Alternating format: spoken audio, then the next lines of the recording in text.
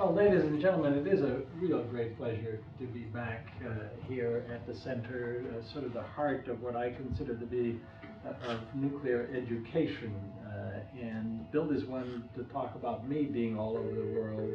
You know, certainly if you watch where he goes and follow him, you just get dizzy from his travel schedule alone. And so we have interacted over many parts of the globe. And as Bill said, so today I am going to focus primarily on Russia. And it turns out, I was told before that the class before this had this annoying problem of having someone call in every 5 minutes. And so we may have to put up with that, but if you will ignore it, I will ignore it. So, as it turns out, this is a great place to come and talk about Russia because I don't have to give a whole bunch of background, but at least I'll go back this far because for me, this was sort of the beginning of it all in terms of my interactions with the Russians. Let me just say, as Bill had indicated, I was director of Los Alamos, and actually I became director of Los Alamos, and I've been in Los Alamos for a number of years, but just a scientist minding my own business, having a great time. And then somehow, January 15th, I became director of Los Alamos, and by October, these two guys, you know, Gorbachev and Reagan, said, let's get rid of nuclear weapons. And I said, how's that for job security? However, it did change the world in a significant fashion. And actually, as I look back at those times, that first year that I was director of Los Alamos was a really momentous year. January 15th, late January, the Challenger shuttle blew up. And it was a reminder that high-tech things can fail. In April, Chernobyl blew up, so high-tech and nuclear in addition. And then we had Reagan and Gorbachev. So Gorbachev reached across, and for all the reasons that you know so well, sort of across that political divide to say he has to do things differently in the Soviet Union. And Ronald Reagan, who in March 8th of 1983, you know, gave his evil empire speech, actually received his hand. And so they talked about getting rid of nuclear weapons. And of course, then we were right in the midst of the world changing in a major way for us. I won't go through that history because you know most of it, but particularly it sort of all came together a little more than 25 years ago in August of 1991. And that is when Gorbachev was vacationing on the Crimea in his dacha. And the hardliners, Gennady Yanayev and company on the upper right, essentially attempted the coup. And they put Gorbachev on house arrest. And the best that one can tell, they did actually take the nuclear briefcase away from him. And that is the launch codes for the nuclear weapons. And however, Boris Yeltsin, you know, in the lower left, and in fact the Soviet military pushed things back, and Gorbachev was allowed to come back. And I love this photo because if you look closely, if you just look at that photo, you can tell that this was sort of the beginning of the end of Gorbachev, and it was. So lots of things then happened in the rest of that fall, 25 years ago now. And particularly, if we look back, because of those events in August, President George H.W. Bush really got busy because he was enormously concerned now as to what's going to happen with the Soviet Union, with those enormous nuclear assets. And he launched what today we call the Presidential Nuclear Initiatives. And in fact, there's a phone call from President Bush on September 27th, 25 years ago, to Gorbachev, where he offered, as I like to put it, sort of turn down the nuclear heat on the Soviet Union, taking unilateral measures such as taking nuclear weapons off the U.S. surface ships and a number of other things. And that phone conversation is now declassified. George Washington University in the archives has that, and it's absolutely fascinating to read through that. I certainly, we have those of your students, and Bill has, right? It's just fascinating from the standpoint that Bush said, I'm going to do this unilaterally, but Mikhail, I would appreciate, if you would take some actions. And Gorbachev gave him a typical Russian answer, and he said, in principle. In principle. But then on October 5th, he went on national television, and he took reciprocal steps, and that was really incredibly important. And then the other part, as I get towards where the labs and the lab comes in, the other part that was important, this was a time when the non-governmental community, the academic community, really stepped in and had a major, major influence.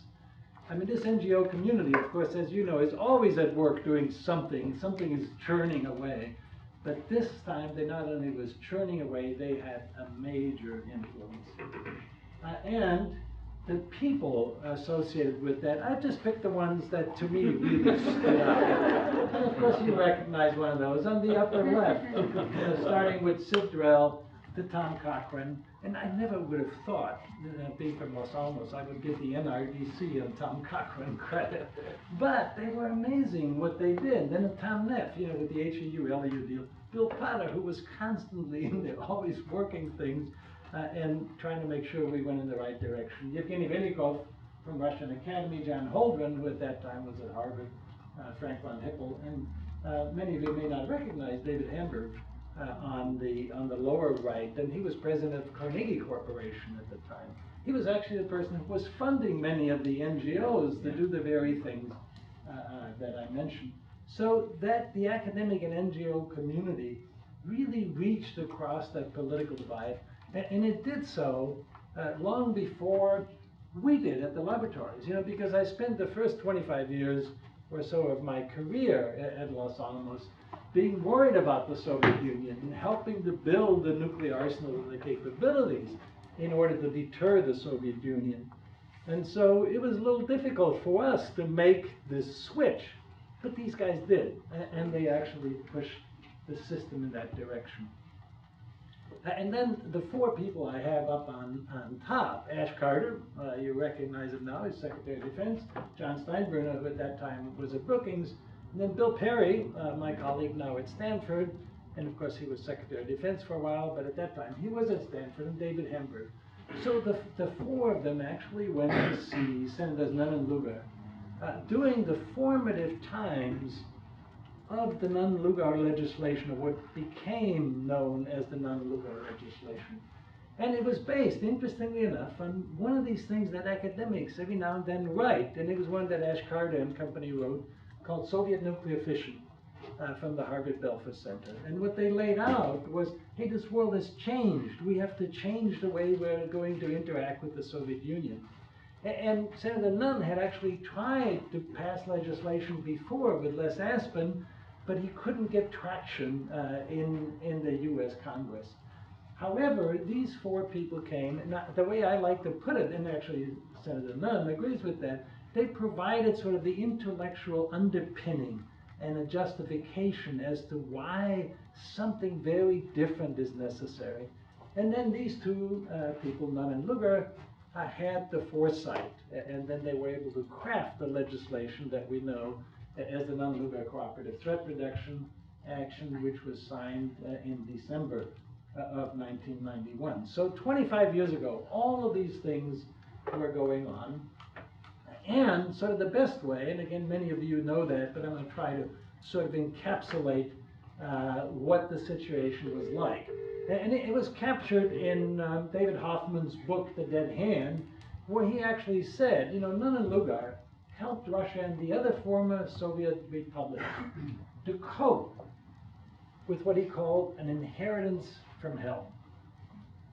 So the reason that's important to think about, because that's the way the Soviet nuclear complex was viewed in the United States. An inheritance from hell. Nothing but bad, nothing but evil. And so what one had to do to deal with that is to prevent and to eliminate.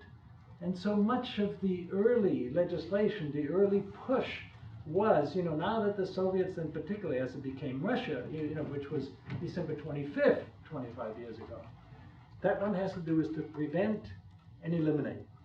And what I will tell you, in the presentation and what the lab was about something different. Because if all you're going to do is to prevent and eliminate, you can never really solve this issue, and especially if you look as large a nuclear complex as the Russians have. So the way that I put it then, this inheritance from hell, loose nukes, loose nuclear materials, loose people, the experts, and loose exports. And of course that was a particular concern back in all of the 90s with the enormous economic turmoil that Russia went through. In essence, the concern in the U.S. is would they sell everything that wasn't nailed down. Welcome, Kerry. I know you were stuck in traffic, so sorry. It's nice to have you here. So, but this is where I set up the problem. So 4 loose nuclear problems. So remember those because that's what I'm going to deal with. So, and then the thing that's so important to emphasize is how that world had changed. And it changed from, during Cold War, our concern was the nuclear weapons, the arsenal, the nuclear assets, in the hands of the Soviet government. So we were concerned about annihilation of mankind. And now, with the dissolution of the Soviet Union, it was the nuclear assets getting out of the hands of the Soviet government. So that changed. And it turns out, since I was there as director at Los Alamos, I went to Congress many, many times, and trying to get that point across to congressmen and women and senators after they had watched this Soviet Cold War for so long was an enormously difficult issue. And Bill wrote, books, he wrote monographs, he wrote lots of articles, all trying to get that same message across, but it was not easy. So what are the numbers as we associate with those? Loose nukes, tens of thousands. Generally believed to have been 39,000 or so at the height of Soviet Union. Loose nuclear materials, we don't know for sure because those numbers were always classified, but somewhere around 1.4 million kilograms. Since Bill had mentioned I've been in North Korea, I held their plutonium. So North Korea today has maybe 30 to 40 kilograms of plutonium. That's it, 30 to 40 kilograms. They may now have a couple of hundred kilograms of highly enriched uranium. That's it. We're talking about 1.4 million kilograms. If you can just imagine the immensity of that. Loose nuclear people, Mikhailov, Viktor Mikhailov, who I'll mention in a minute, he said there were 1 million people in the Russian nuclear complex. I'm not sure how true. I mean, that included, the street sweepers in Sarov and Snezhinsk in their nuclear cities, but there were certainly several 100,000 who had some knowledge of the nuclear fuel cycle and nuclear thing. And then the export, of course, it was huge, huge complex. So the way I like to put it, as I looked at it then, and once it hit me, it had the making of a perfect nuclear storm. So one of the first things that happened, as I think you well know, is when the Soviet Union broke up, 4 nuclear states were born out of one: Russia, Ukraine, Kazakhstan, and Belarus. Ukraine actually was the 3rd largest state with nuclear weapons at that time. Now this was an effort that then my now colleague Bill Perry, when he became Secretary of Defense, worked with Ash Carter, and they managed to get those 3 states to give the nuclear weapons back to Russia, and that happened by about 1996.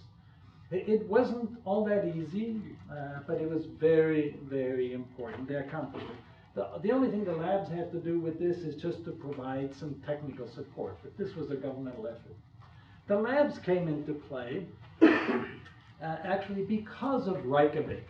And at Reykjavik, Gorbachev and Reagan did not agree to get rid of nuclear weapons because Reagan insisted to keep SDIs, Strategic Defense Initiatives, so they didn't get there. However, one thing they agreed on, there was a nuclear test treaty that had been on the books since 1974, and by 86, it was still not ratified. Sort of, shades of the Comprehensive Test Ban Treaty today. And those two got together and they said, why don't we do something, because the concern was, can it really be verified? Can you do the monitoring off-site sufficiently well? And so our people at Los Alamos had ideas as to how you can do on-site monitoring, compare that to off-site. By the way, off-site being done by people like Tom Cochran from the NRDC doing seismic measurements. And so here I was, reasonably rookie director at Los Alamos, and I'm being told I have to let these Soviet scientists and delegation come to the Nevada test site, which was pretty sacred and secret place. So we did, and we started working together with them. And on the upper left, that's the site, August 17th, 88. We did a test at the Nevada test site. It was a Los Alamos device, downhole. And the idea was that we would set it off. The Soviets had put essentially a monitoring cable downhole in the test site, which would allow them to get a close-up measurement. And then Cochran and his friends would be measuring seismically away from there. So on August 17th, 1988, we did this test. And then less than a month later, reciprocated, and our people were at the Semipalatinsk test site in Kazakhstan. Did the same thing. It was one of their devices. We put our cable downhole and did the measurements. And that was the beginning, quite frankly, of sort of a love affair. Because we worked with these guys and said, except for the language, they look just like us. They work like us. But it was also that August 17th, 1988, not only did they put the technical things in place at the test site, but I was sitting in the Mercury control room, and Mikhailov was there. He was head of their delegation, Viktor Mikhailov, and the Russians, Soviets at that time still were there. So we were in our control room with the Soviets right there. It was one of the most anxious moments of my life. It was a Los Alamos device, so I was the director of record. So now you can imagine, so two things had to happen. First of all, we took a device that we thought would give close to 150 kilotons, because that was the threshold test ban treaty limit. So it had to be close in order to test, the system. But not over, it had to be under. Not only did it have to do that, I had to make sure that this thing actually would be close to 150 kilotons. But even more important, suppose we pushed a button and it didn't work. What would that say about the U.S. nuclear deterrent? It worked. It was close to 150 kiloton. It was success. By the way, same thing on their side, because, and I'll already tell you now, they were just as good at this business as we were. Just as good. So it was amazing. And it was through this effort, then Mikhailov, who led the technical delegation, then became the lead in Geneva. But later on, the part that I want to tell you first is he actually gave an interview that's recounted in his book, I Am a Hawk. And indeed, he was a hawk in every sense of the word, but he's also the guy who made Lab to Lab possible on the Russian side. And he said he always dreamed, to see how these US experts work at the test site. And then he says, I can tell you they're excellent experts. And of course, that's what we wanted to hear. Very friendly people, very warm people.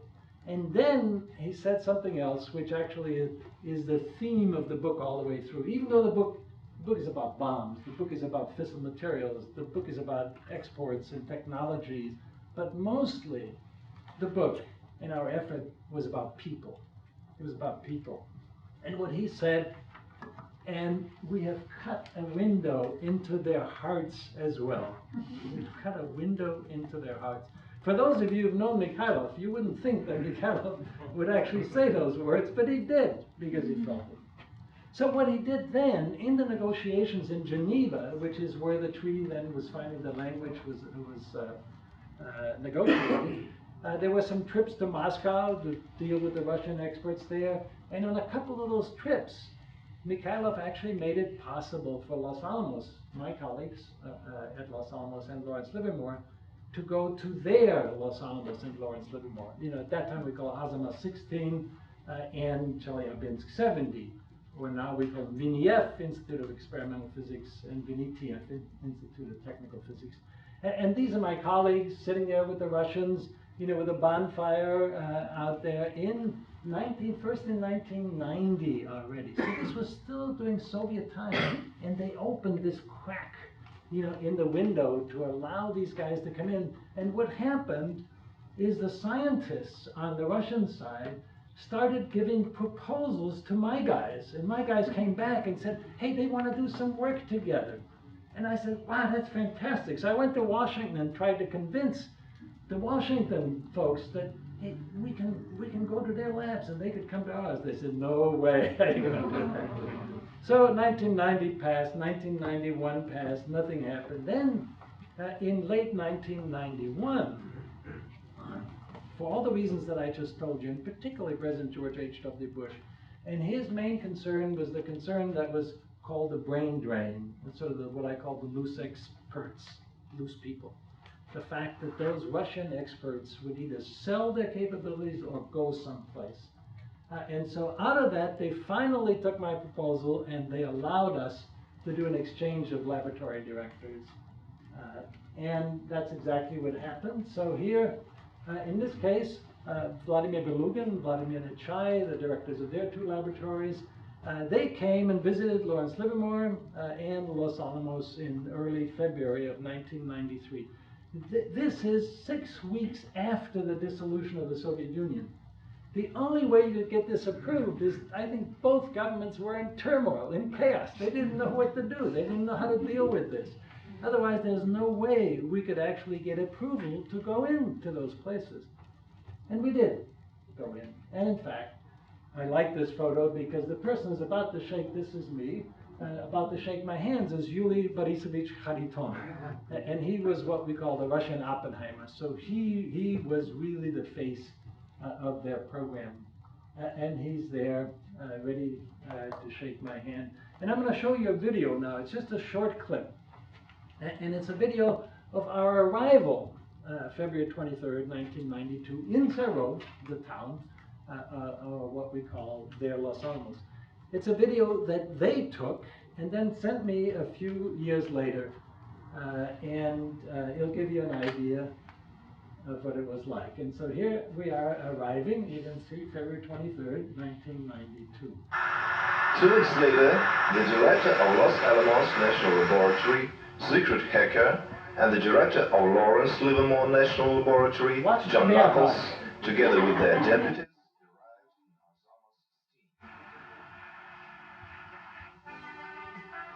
the agenda of their work in Niel was very satiated. Meetings and discussions of specific scientific and technical problems with the leading scientists and specialists of Niel.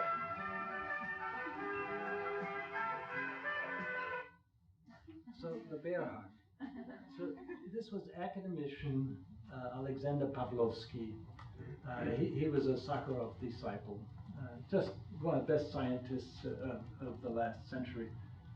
He was just fantastic. He'd been at Los Alamos before, and I actually met him in 1989 when we didn't know yet that he was actually in Sarov, because they always said they were part of Russian Academy of Sciences. So we'd seen each other a couple of times. So here I am, I get off, and I have this Russian guy give me this bear hug. So I gave a talk like this at Livermore some time ago, and I said, I've never gotten a bear hug when I've gone to Livermore. And believe me, there's nobody from their Los Alamos who would give their Livermore a bear hug, because they have the same sense of competition. You know, we used to say, you know, the competition during the Cold War, competition for us at Los Alamos, you know, are the Russians, the Soviets. The enemy, that's Livermore. So now, just another little bit of that first visit, because when I was working on the book, by the way, it took 6 years to pull this book together, and later, if you have questions, I'll be happy to talk a little bit about the making of the book, because it's a story in itself. But in pulling that together, I found my little journal that's shown, the cover is shown on the left. That's what they had prepared, and they gave it to us. Just a little journal, you know, with about 50 pages or so. And I took notes during all the discussions, during my visits. And this is just one of my sets of notes. We actually talk about design near final stage of completion, the damaged warheads in transportation. So they were talking about their concerns about safety in transportation of nuclear weapons. But then most remarkably here, they showed me calculations, three-dimensional calculations of implosions, not actual weapons, but just implosions. And they had such high fidelity. And I said to Ivan Denisovich Safronov, I said, how did you guys get such fidelity of these calculations? We know that your computers are at least 1,000 times slower than ours. And he just smiled. He says, well, Dr. Hecker, you know, you have these big computers. You can do all this number crunching. You got lazy. We have to think. And think they did. This is a schematic of parallel processing. They took those crappy little computers and they linked them up in parallel, which we in the United States didn't do essentially until around this time frame. They had done it years before we did it. So they were able to make their resources just go that much farther. But this was really a time when we went there, they showed us all these facilities, we talked to their people, they talked about the science, and it was like looking in a mirror. I mean, these people were just like we were. And they had the same sense of an obligation for safety, security of nuclear weapons. So, when we went, you know, as much approval as we had, and we did have approval, I was told, don't sign anything. You know, because you guys are just scientists, you know, you can't sign anything. And I said, okay. Well, you can't get out of Russia without signing something. I mean, they want you to sign something. So we didn't sign an agreement, we had a protocol. So we had a protocol. But if you just look at these topics, it was incredible. This was February of 1992. They were talking about working together on proliferation-related issues, nuclear terrorism-related issues, 1992. Of course, I brought this list back. I went to see Admiral Watkins, who was Secretary of Energy at the time. He said, you can't do this. You know, you can't. I mean, we don't have the sort of government relationship to do this. So I got them to agree to do basic science. So that's all we were given. Actually, I was also told when this protocol went over to the White House, to the National Security Council, it was crumpled up, thrown in a waste paper basket, and said, this document does not exist. But over the next 20 years, we essentially worked on all of these issues. I wanted you to see this because that the Russians pushed in this direction. I was hesitant because I was given these instructions, you know, don't sign anything. They wanted to sign, they wanted to move. So I'm now going to get in and talk about, so why? Because if you look back now, you know, these were Soviet times, right? They had all these restrictions. They had the concerns that if indeed they perhaps sort of reached out too far, it would not be good for them. But they pushed, and they pushed us more than we pushed them. So I asked the question, why? So let me walk you through this. On the US side, of course, there were the 4 loose stages. But for me, it was curiosity.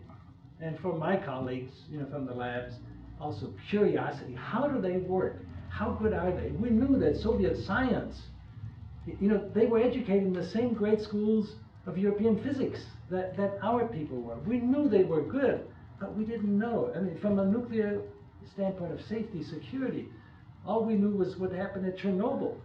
We didn't know what was in the nuclear complex, so we were curious.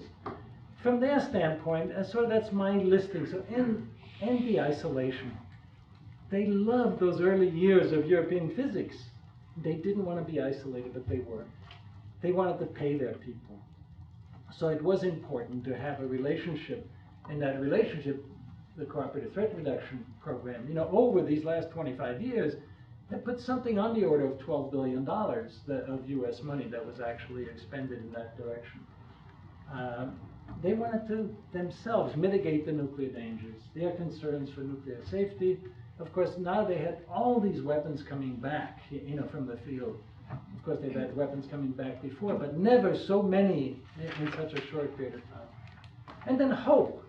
What we really found, that we were there. They sort of, particularly, they looked at Los Alamos as sort of the nuclear mecca of the world. And just the fact that we were willing to go there and they came to the United States gave them hope, because there wasn't much hope in the rest of Russia. And then they had this sense of global responsibility. But I would say more than anything else, what drove both of us was actually what scientists do. They like to discover. They like to create. They like to make new knowledge. And what engineers like to do, they just like to build things. And so together, the scientists and engineers, they wanted to do something together. We didn't just want to prevent and to eliminate. We wanted to do something together. And we did. So how did we do this then? Well, I list a number of things that I will go through sequentially. One of the most important things was to get a view from the inside, with what I call boots on the ground. We didn't go to Sarov and just sit around the conference table. We're going to do experiments together. We got out in the field. We had people there for weeks at a time. And often, a whole team of people. The same with the Russians. They came over to Los Alamos. We let them come behind the fence, as we say. Of course, escort, but behind the fence to do the experiments together.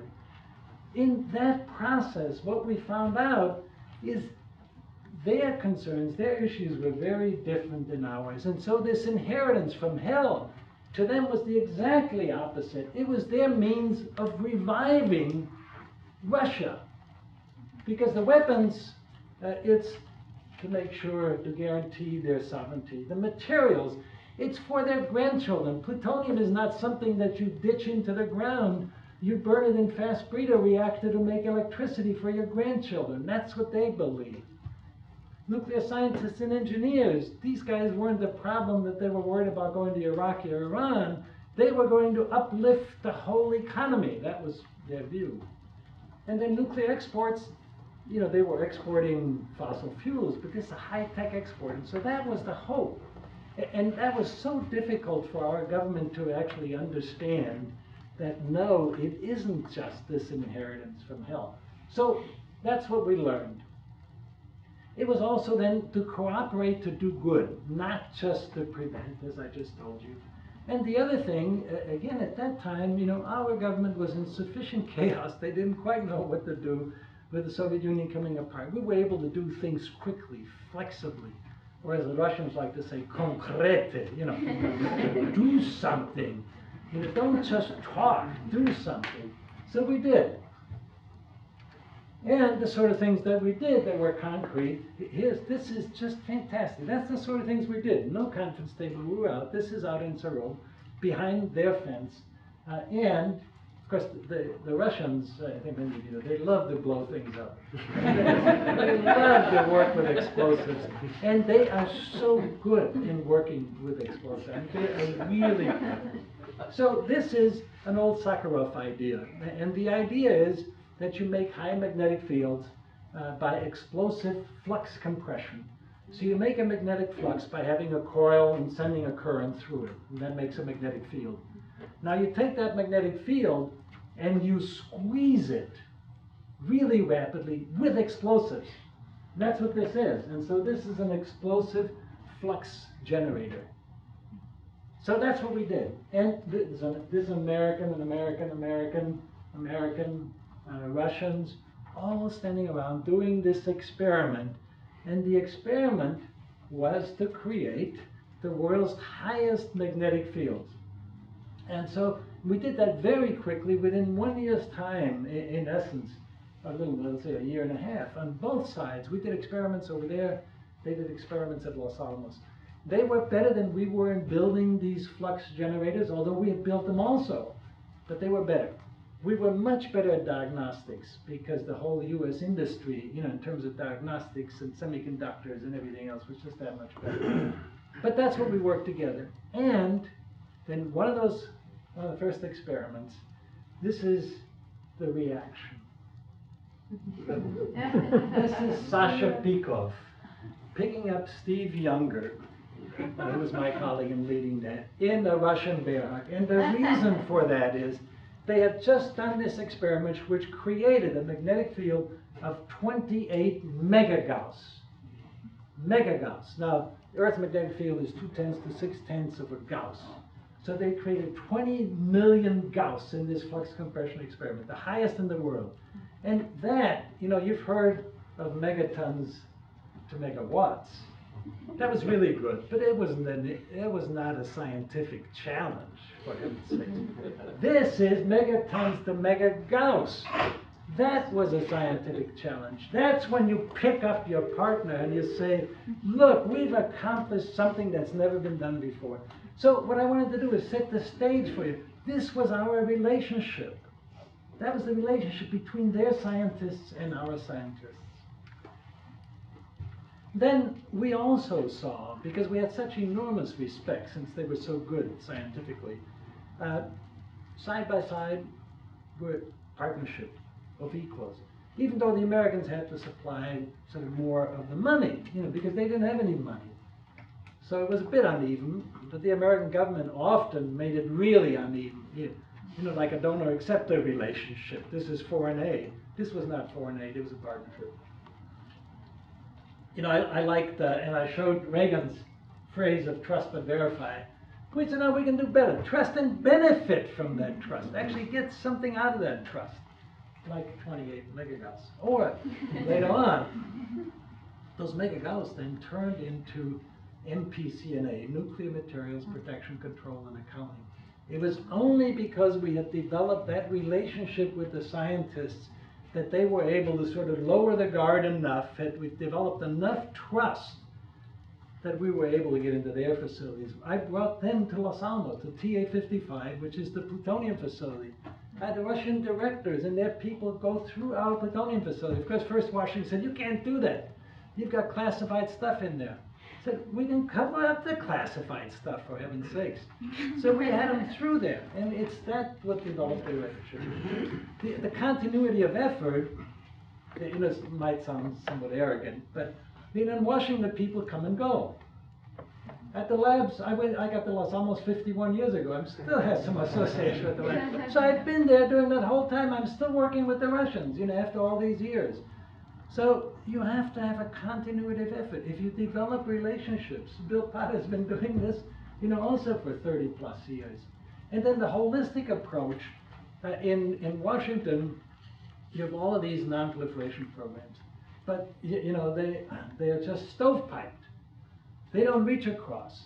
At the labs, we didn't care where the money was coming from ISTC, the International Science and Technology Center program, from our science program, from NPCNA, from plutonium disposition, from whatever it came, we worked across the system.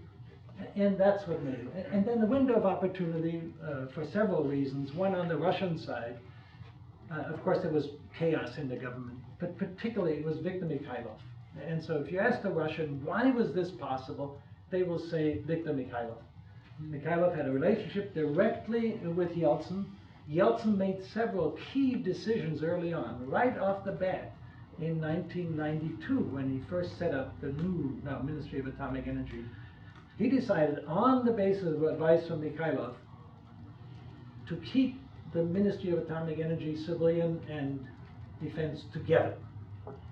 And it turns out that was absolutely crucial. One might have thought from the US standpoint, no, split them off, because if we're going to get rid of one, we can get rid of that nuclear weapon one.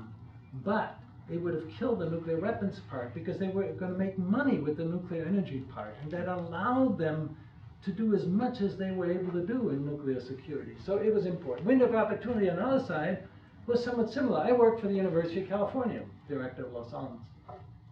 So I went to see David Gardner, when we were going to do this. And he said, you go do what's best for the country. That's what we're here for. Now today, unfortunately, these laboratories now work for a profit, contracting entity. Somebody's going to say, what's going to happen to the profit of this? So I'm a great opponent of that scheme of having nuclear weapons laboratory actually be run by for-profit outfit. So we had this opportunity at the time, and we took advantage of it. Okay, now I'll just go through this very quickly. So loose nukes, most important initial was the safe, secure dismantlement. So that was actually started within the government. They called it SSD. And the issue was, with weapons coming back from all these places, transporting back, how can we make sure that they can be transported and then safely and securely dismantled? And then, where does one store this stuff? And so there's the issue of fissile material storage facility.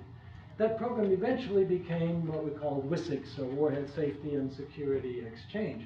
The sort of things that were done were here Sandia engineers giving the Russians Kevlar blankets to put around their warheads in transport, you know, to protect them against gunfire, for example. Just straightforward things like that. The Russians at that time didn't have that. They didn't have the finances to be able to do that. U.S. provided through NUNLUGA, provided the finances. Sandia people provided the expertise. This is one of the most interesting aspects. Is, it turns out one of the most complicated and actually most dangerous part of nuclear weapons is when they come back and you have to disassemble them. Because it's not like assembly, when all the parts, everything is new, everything is machined and done exactly the way you know. Once it's out there, you know, for some years, of 10 or 20 or so, it ages. Things corrode, things change, and now you bring it back and you still have to take them apart. And while the explosive is still around, the fissile materials, that's a dangerous time. So our guys were getting together, Los Alamos Livermore and their VNF and ETF, and talking about the disassembly issues and problems. Of course, no secrets exchanged, so we couldn't exchange design information, but we could exchange practices. And the Russians were telling our people, look, we're trying to mechanically take these things apart, and we're having just one heck of a time getting these parts apart, you know, from the plutonium to all the rest of the components there. And Jerry Dow from Livermore said, oh, we figured that out. There's this common solvent called DMSO, you know, dimethyl sulfoxide. If you just use this solvent, these things will just come apart. The Russian, the next visit, said essentially, you've given us a gift from heaven. The DMSO worked on their end. So if you can believe that, we actually worked on how you take the weapons apart. And we sort of set the pace as to talking to them about that, but then we needed cover. And President Clinton gave us cover in this presidential decision directive that's now declassified. And it's an amazing document. It's published in '96. And then it gave the cover for this WSIX program.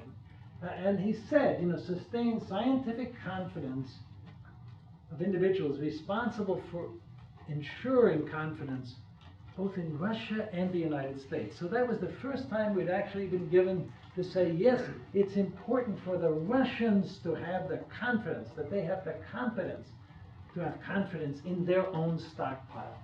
And the reason that he did that, by the way, was essentially CTBT driven.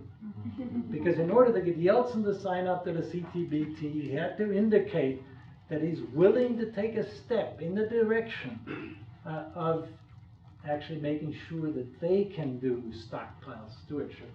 And then greater transparency is also what he read. He said, that's good, you know, for the whole system.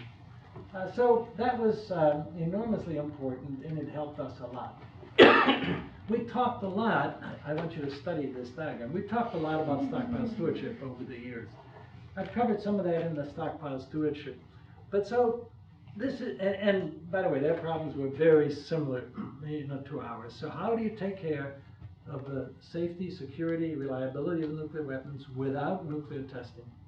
And so Radi Elkayev put this together, and on the left, he said, yesterday, you know, we had the nuclear scientists there, we had everything. We had lasers, we had computers, we had the bomb, and we had explosions. You know, we did testing.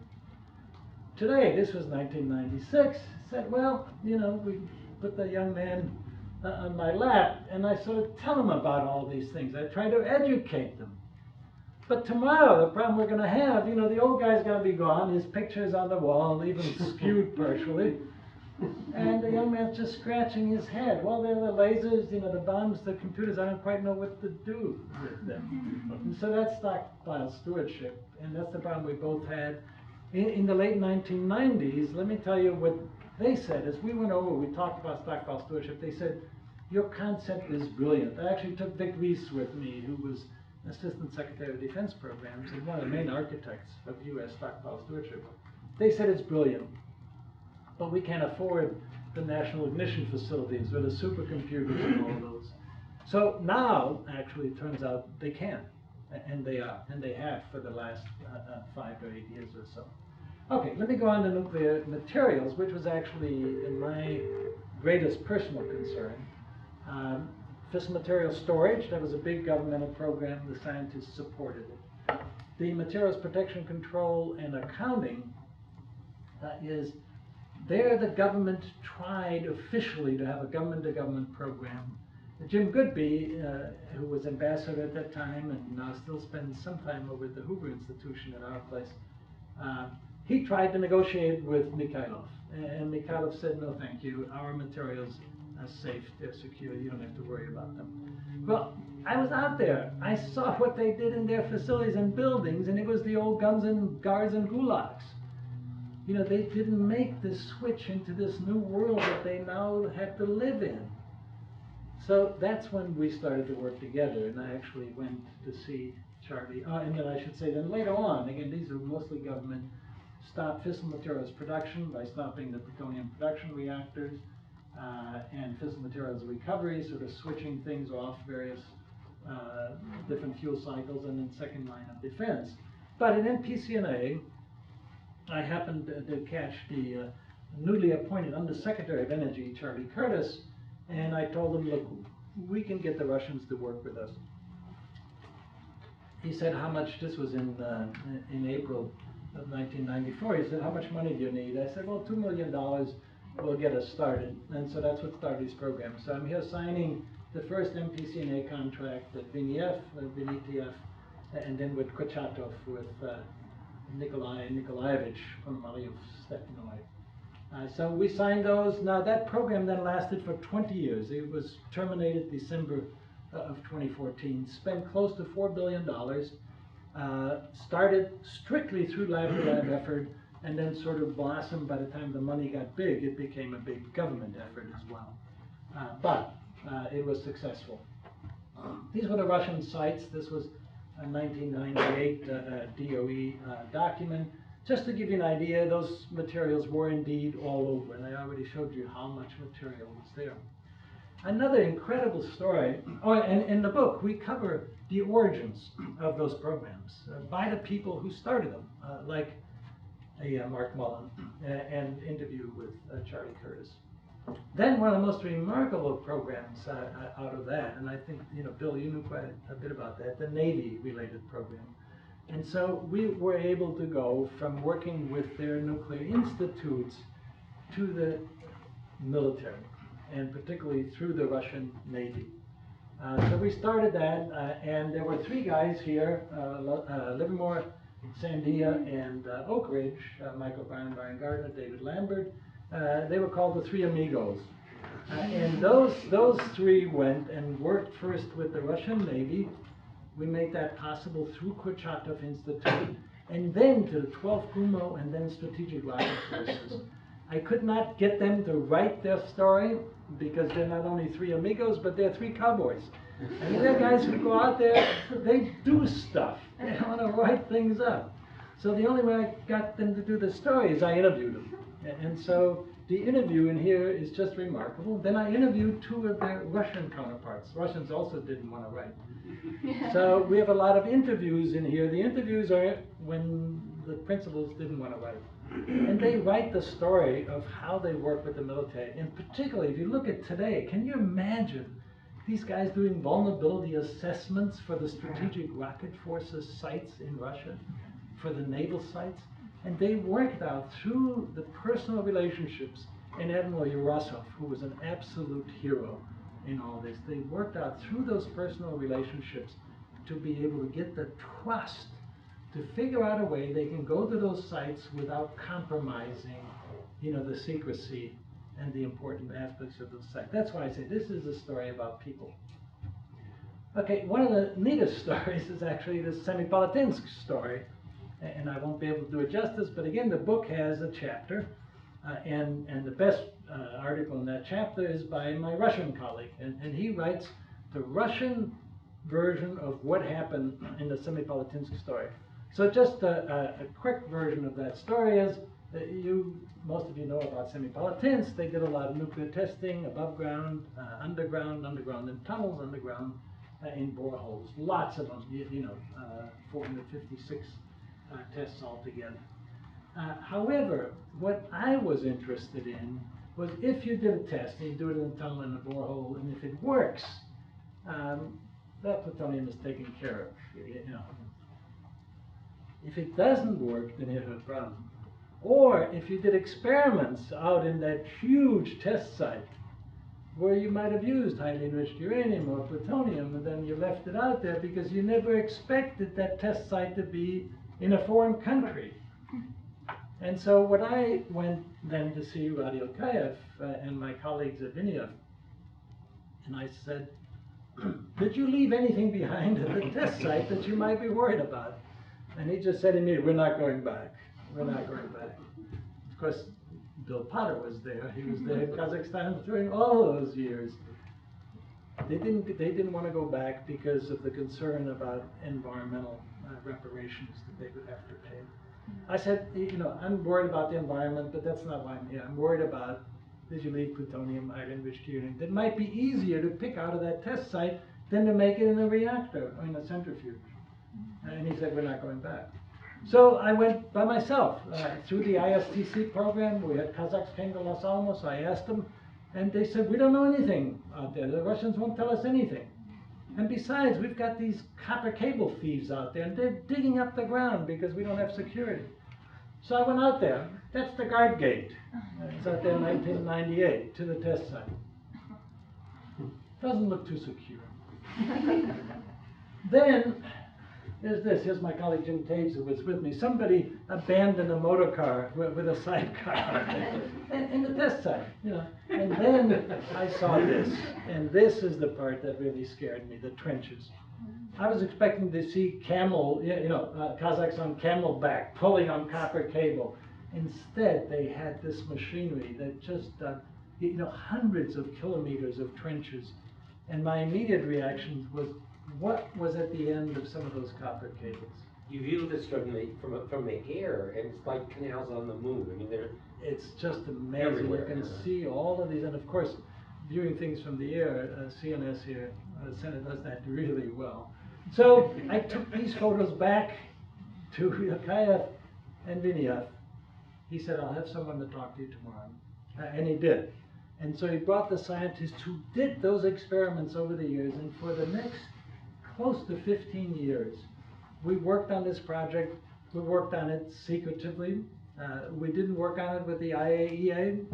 None of the three of us said anything to the IAEA because it was just too sensitive. That as soon as, if these copper cable thieves or others would actually know that we had concerns out there, and particularly where we were going to do things, it was going to be too difficult. What we wound up doing, it depended on wherever the problem was, because every few years the Russians would tell us about one more site, one more thing that they did. Very carefully, very slowly, but it made sense after the fact because they weren't sure. I mean, what we were first told, I got into problems in Washington. We got some money to start this effort. We went there, we started doing some digging, and then the money stopped. And one of the Russians said, you've just made it worse. We've now, given those copper cable thieves an idea of where we're interested, and now you're not going to finish the job. So they were worried, are we really going to follow through? We did, over 15 years. This was one of the most interesting places where they did what we call the equation of states. Again, I told you the Russians like to use explosive.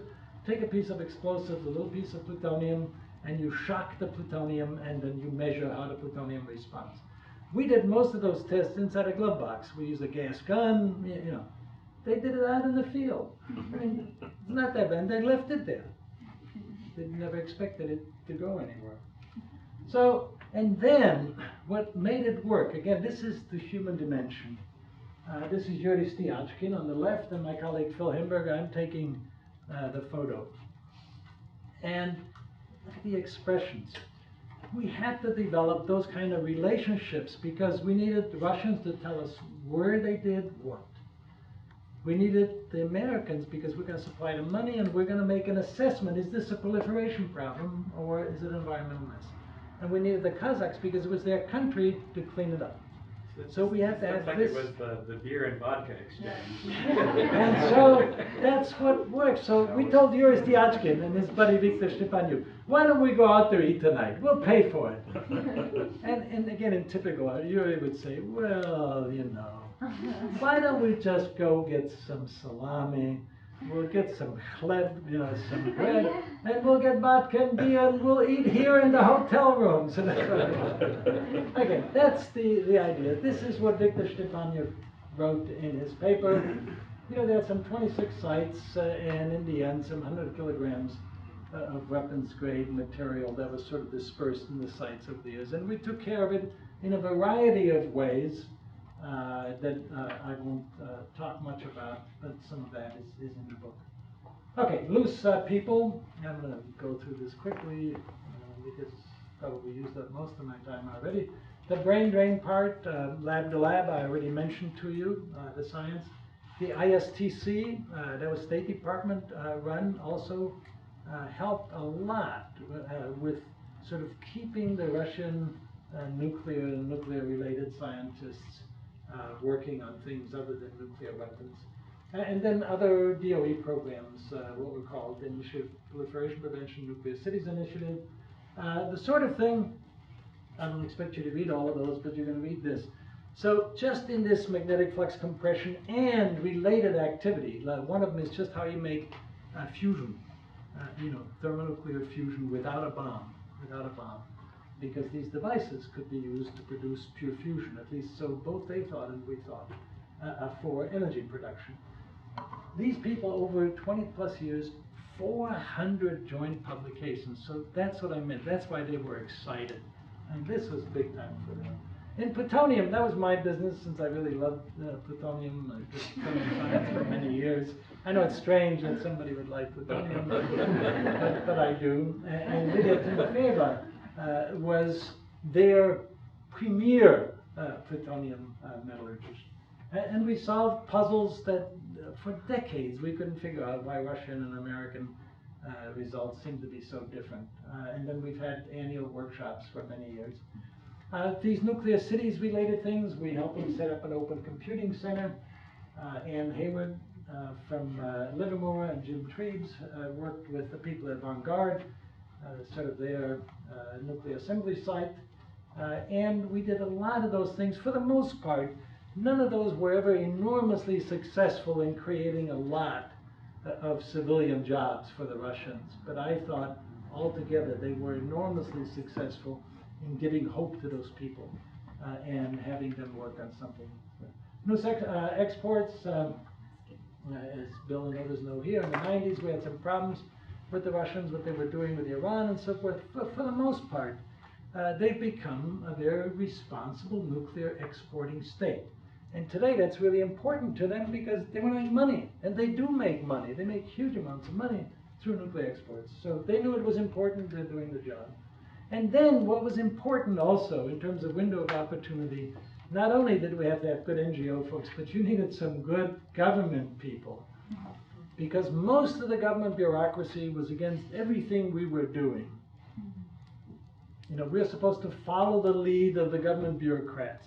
But these people helped us to go out there. Senator Domenici on the upper left, he not only encouraged us, but he provided the money, you know, through his position in Congress. Charlie Curtis, guy in the middle, he's really the person who helped to push this through for me. Victor Rees, the architect of stockpile stewardship, again. Rose Gottemiller, whom you know well on the lower left, Ernie Moniz came in the late 90s.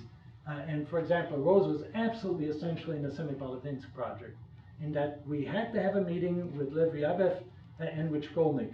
So the three governments would actually sign something official that allowed us to do that. Rose made it happen. We put it on the table. She knew what to do with it. Ernie Moniz, similarly, in many things, back, not now as secretary, I mean, also doing nice things, but at Lyndon Brooks, whom you also know, in the early 2000s. So I'll just list these. So lots of things went on in the Department of Energy. Department of Energy gets reasonably little credit, because usually one thinks of CTR, that's sort of, DTRA related. The Department of Energy really had a lot of effort, played a big role. And these are all the different programs that they did. So at the end now, as we look at it and say, well, especially with relations with Russia, so turning bad again. And I'll show you a few things, sort of, the direction that Putin appears to be going. So when I look back and say, was it worth it? Particularly since we spent our money. If you look at the whole thing, CTR, $12 billion, was it worth it? Well, I say, look, tens of thousands of nuclear weapons, loose nukes. There were no loose nukes. There you know. Loose materials, there were some problems in the early 1990s, but remarkably little. It's just incredible. I would never, ever would have guessed that we could get through 25 years without some major parts of the nuclear materials not getting away. The nuclear people, there was no brain drain in essence. There are always the publications of somebody went to Iran to help them with explosive modeling or whatever. But it wasn't any worse than the United States in terms of leakage out from the people part. So there was no real brain drain. And loose exports, again, a little bit of a problem in the 90s. They've become responsible. So you look at that, and it really did have the making of a perfect nuclear storm. And those things didn't happen. And from my standpoint, even if Russia and Putin goes in whatever direction they go now, these things didn't happen. And we didn't have a nuclear catastrophe. And so it was worth every penny that the United States invested, in my opinion.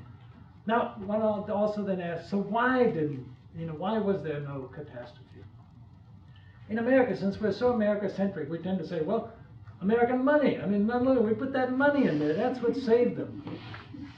No, that's not what saved them. What really saved them is the Russian nuclear workers. And that's what we try to bring out in this book. These people were incredible. I mean, they're professional, patriotic, dedicated, responsible. And so in the spirit of Dostoevsky, also willing to suffer and to sacrifice. And they did. Often we went there in the 90s, and we asked them, when was the last time you got paid? Well, 6 months ago.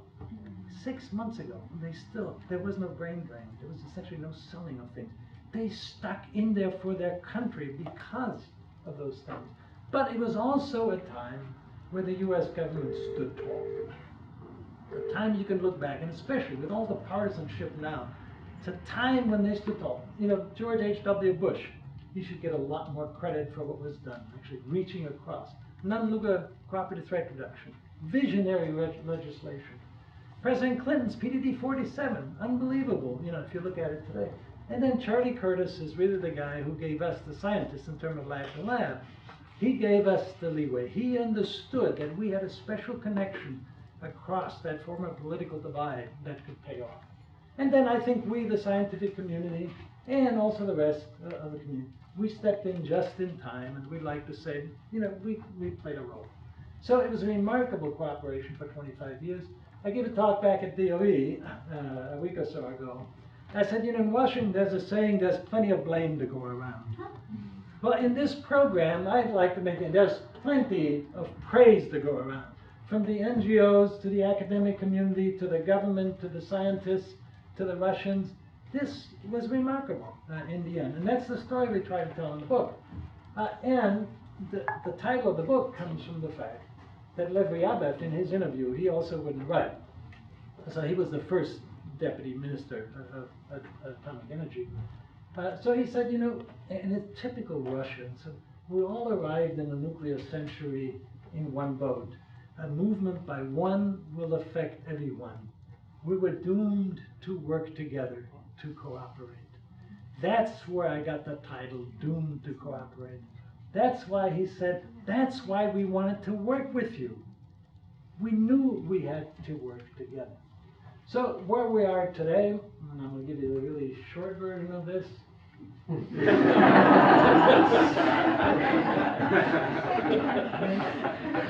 What can I say? I mean, this was 2013. So things had already been heading south, as we say, at that time.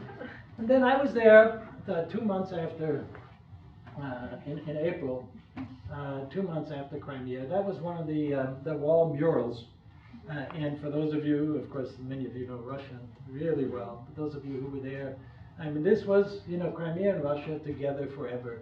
You just had to understand this was, for the Russians, very different point of view than the Americans. And then what we had noticed already is, I would say, so the golden years for us were up to around 2000 or 2001. I still remember there was one visit in 2001 I made to Sorov, and all of a sudden I felt I really wasn't welcome anymore. And it's because the security forces at that time just clamped down. And I still have the memo. I wrote to Radio Kayev because I told him, and he said, write it for me because I'll take it to the authorities. And I just told him, I just didn't feel comfortable anymore. And what was clear, they wanted to keep us out of their facilities. So by that time, economy had recovered enough, and they were going to keep us out. So what I worry about today is they also want to keep us away from their people. Not only from their facilities, but from their people. And that's what's really dangerous. And it's not going to go well with the nuclear scientists, because as scientists, you have to work together. You have to cooperate, as we have said. So, and as we watch it now, particularly as I see my contacts and my programs sort of all being tapered off, sort of at best suspended, some of them killed, is you also find in Moscow they're actually trying to rewrite the narrative of this time, change the history of that time. That nothing good happened in the 1990s, and of course there are a lot of Russians who do feel nothing good happened.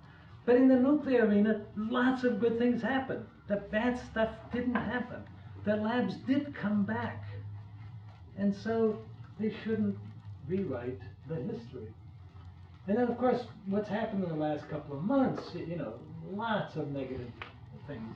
They terminated NPCNA back in 2014, Putin pulled out of the Nuclear Security Summit, suspended the plutonium disposition, killed the September 2013 S&T agreement, which to me is actually, that's the worst of those actions, and then terminated their work within Russia for research core reactor conversion. If you also look at the bigger picture, there's a lot of saber rattling. Actually, I think there's also enough saber rattling on both sides, but particularly on the Russian side. What the difference is there, they clearly have stated, the actions they've taken, nuclear weapons are more important, of increasing importance to Russia's security. In the United States, every president since Ronald Reagan has said nuclear weapons will become less important in our national security. And those two are very different approaches to life. And so, and then the Russians, when they leaked this thing about this cobalt bomb, and totally crazy. They'd have this torpedo come over 6, 7, 8 days underneath, and then blow up in New York Harbor and spew radiation over all of New York City. It doesn't make any sense. But they also make the case, and I have articles in the book, they make the case for strategic weapons and for tactical weapons. So, I'm asked today, so what should we do? Well, I don't know. I mean, that's our government's job. So that's going to be the next president. One of the next president's most important jobs, so what do we do? As far as I'm concerned, we don't need to return to an arms race. The type of weapons we have, good enough. But we need to make sure that our house is in order. And that's a whole other talk. I'm very concerned about the overall health of the nuclear complex, including the laboratories. And the difficulty of what we've done to tie the hands of people who work in the nuclear laboratories. The cost that we have to expend to build any new facility. And then we need to find areas of common interest in those areas that I mentioned here. So today it's more difficult. And let me finish with this. Ryabov, at the end of all this, in his interview, he still says it's our job to convince the respective leadership that we must keep working together. And so today, with today's nuclear challenges, I think we're going to be doomed if we don't cooperate.